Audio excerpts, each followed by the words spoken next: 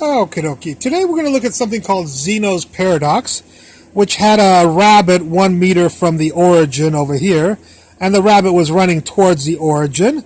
And people said that it's impossible for the rabbit to get to the origin because the first thing you'd have to do is get halfway, then get halfway again to the origin, then get halfway again, and half of that, and half of that, and that would never, it would lead him pretty close to the origin, but it would never lead him to the origin. And we want to show today that with physics we can solve that conundrum. So let's take a quick look at a rabbit that is at 1 meter and is moving at a velocity of 1 meter per second, just to make up a value. You can set up any kind of velocity you want and solve a similar problem, and it would work also in any distance. It doesn't have to be 1 meter, it could be 25 meters. But I decided to make life easy with 1 and 1. So we'll make a little table. The first thing the rabbit will have to do is we'll have to do trip A, which is from 1 to 1/2. This will be trip B from 1/2 to 1/4. Trip C from 1/4 to 1/8. It's each time it's cutting the length in half, and so on. Trip D and so on. I'm not going to write all of those. I think you get the idea. So the first question we have is, what is the velocity during trip A? Well, the rabbit's always going to run at 1 meter per second. So actually, it's not only the velocity in trip A, it's the velocity in trip B, and it's the velocity in trip C and D and E. He's always running at 1 meter per second. The next question we have is, what is the distance that he ran in trip A? He ran 1/2 meter, from 1 to 1/2. And how about trip B? 1/4 of a meter from 1/2 to 1/4. This distance is 1/4 of a meter. And how about trip C? 1/8, and so on. 1/4, 1/2, 1/4, 1/8, and 1/16, 1/32, each time dividing by 2. The next question we have is, how long did it take the rabbit to do each of the trips? Well, the time to do the trip, time, is equal to the distance divided by the velocity. It's a simple formula. So distance divided by velocity, 1/2 divided by 1 is 1/2. So half a second to go this. And how long did this part of the trip take? Well, that part had a distance of 1/4 and 1. 1/4 divided by 1 is 1/4. And the next one, 1/8 divided by 1 is 1/8. So the time that it took to do the first part of the trip is 1/2. The second part of the trip was 1/4. And the third part of the trip was 1/8. And next one, 1/16 and 1/32.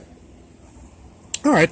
Well, let's figure out the total time it would take him to do all these infinite trips all the way to almost 0. Well, the total time is, of course, 1/2 plus 1/4 plus 1/8.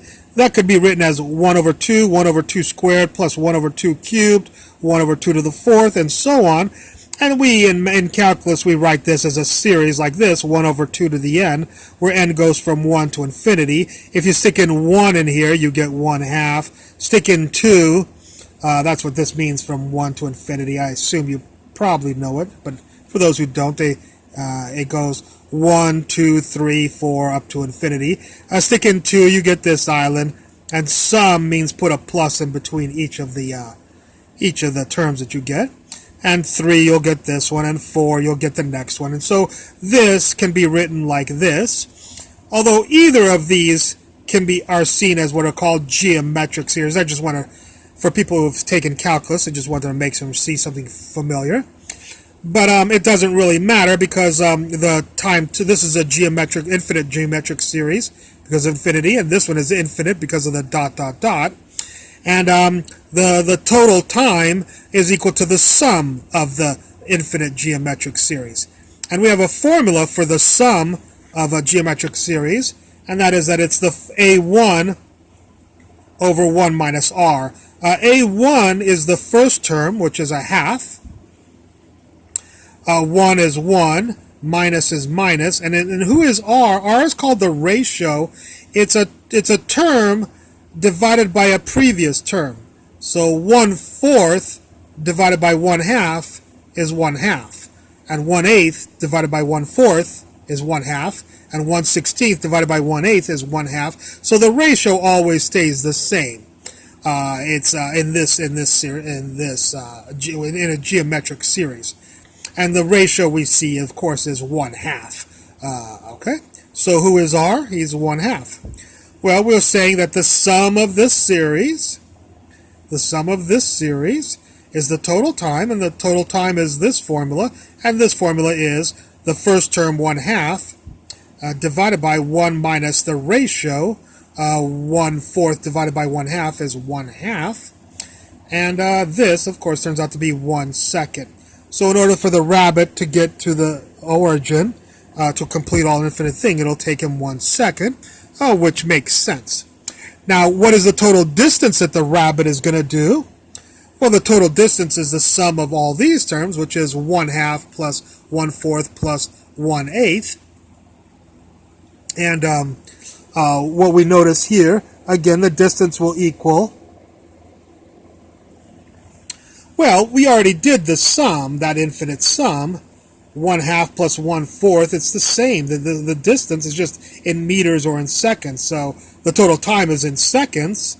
But if you have the same numbers for the distance, the distance is still going to be 1, just like it was here. I mean, you can do this problem all over again, but it's going to give you the same series and so on, except that since it's distance, it'll be 1 meter. So we see that the Zeno rabbit travels 1 meter in 1 second, 1 meter in 1 second, and does not take everyone else, people call it Zeno's paradox because they thought that it would take an infinite amount of time for the rabbit to get there, and the rabbit doesn't have to go very fast to get there in a finite time to reach the origin. The rabbit will get to the origin in 1 second, and it'll travel 1 meter from 1 to the origin. Okay, I hope you enjoyed this lecture, and I look forward to any comments at the bottom. Thank you very much for watching.